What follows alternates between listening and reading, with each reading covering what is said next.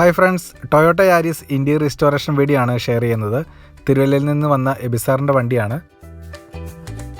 സീറ്റും സ്റ്റിയറിംഗ് കവറും കൺസോൾ ബോക്സും ആണ് ഈ വണ്ടിയിൽ ചെയ്യുന്നത്. സ്റ്റിയറിംഗ് കവർ ചെയ്യാൻ വേണ്ടി വണ്ടിയിൽ നിന്ന് റിമൂവ് ചെയ്തിട്ടുണ്ട്.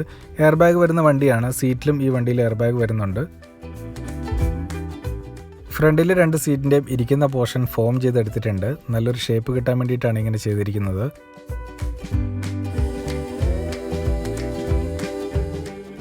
യാരിസിൻ്റെ വർക്ക് കംപ്ലീറ്റ് ആയിട്ടുണ്ട്.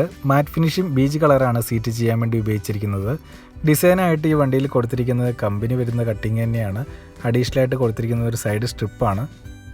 ജെനുവിൻ ലെതർ ബ്ലാക്ക് മെറ്റീരിയലാണ് സ്റ്റിയറിംഗ് റാപ്പ് ചെയ്യാൻ വേണ്ടി ഉപയോഗിച്ചിരിക്കുന്നത്. സ്റ്റിച്ചിങ് ആയിട്ട് കൊടുത്തിരിക്കുന്നത് ബ്ലാക്ക് കളർ നൈലോൺ ത്രെഡാണ്.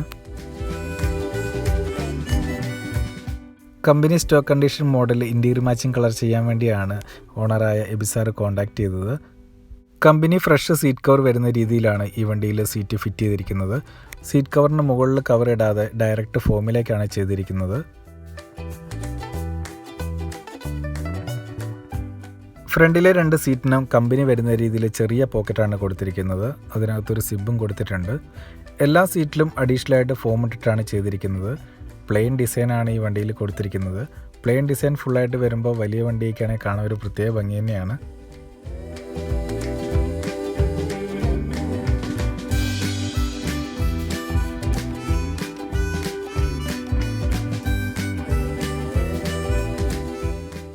മാറ്റ് ഫിനിഷിംഗ് ബീജ് കളർ മെറ്റീരിയലാണ് സീറ്റ് ചെയ്യാൻ വേണ്ടി ഉപയോഗിച്ചിരിക്കുന്നത്.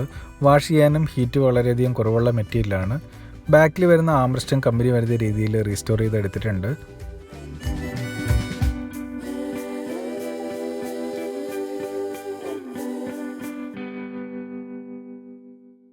സീറ്റും സ്റ്റിയറിംഗും കൺസോൾ ബോക്സും ആണ് ഈ വണ്ടിയിൽ ചെയ്ത വർക്കുകൾ. കൺസോൾ ബോക്സ് ഡബിൾ സ്റ്റിച്ച് കൊടുത്ത് ഭംഗിയാക്കി എടുത്തിട്ടുണ്ട്. സീറ്റ് കവറിനെ കുറിച്ച് കൂടുതൽ സംശയമുള്ളവർ കോൺടാക്ട് ചെയ്യുക. നമ്പർ ഡിസ്ക്രിപ്ഷനിൽ കൊടുത്തിട്ടുണ്ട്.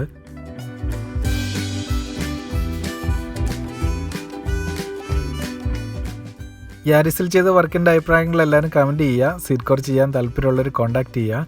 അപ്പോൾ അടുത്ത ദിവസം പുതിയ വണ്ടി പുതിയ വിശേഷങ്ങളായിട്ട് വീണ്ടും കാണാം. അതുവരെ എല്ലാവർക്കും ബൈ.